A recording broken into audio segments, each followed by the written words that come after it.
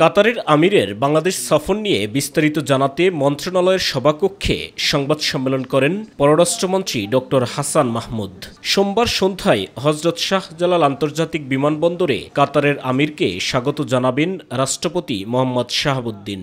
ব্যবসা বাণিজ্য, বিনিয়োগ ও কর্মসংস্থানের সুযোগ সৃষ্টি, জ্বালানি, বিমান চলাচল, কৃষি, খাদ্য নিরাপত্তা, জলবায়ু পরিবর্তন ইত্যাদি ক্ষেত্রসমূহকে চিহ্নিত করা হয়েছে। কাতারের মহামহিম আমিরের সফরে নিম্নলিখিত কর্মসূচিগুলো অন্তর্ভুক্ত আছে। তিনি আগামীকাল বিকেলে বিশেষ বিমানযোগে আসবেন এবং এরপর মাননীয় প্রধানমন্ত্রীর সাথে সাক্ষাৎ হবে এবং মহামান্য রাষ্ট্রপতির সাথেও তার সাক্ষাৎ হবে। ৬টি চুক্তি ও ৫টি সমঝোতা সই হবে বলেও জানান পররাষ্ট্রমন্ত্রী। এই সফরে ১১টি দ্বিপক্ষীয় দলিল স্বাক্ষরের কথা রয়েছে, তার মধ্যে ৬টি চুক্তি এবং ৫টি সমঝোতা স্মারক।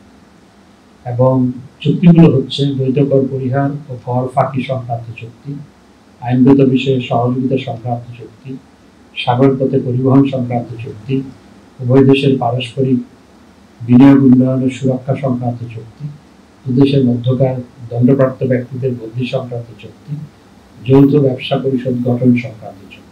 ঢাকার একটি পার্ক ও একটি উড়াল সেতুর নামকরণ করা হবে কাতারের আমিরের নামে, এমন সিদ্ধান্ত নেওয়া হয়েছে বলেও সংবাদ সম্মেলনে জানান পররাষ্ট্রমন্ত্রী।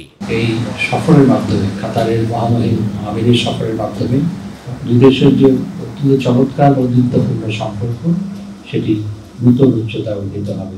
সাইদুর রহমান আবির, মাই টিভি, ঢাকা।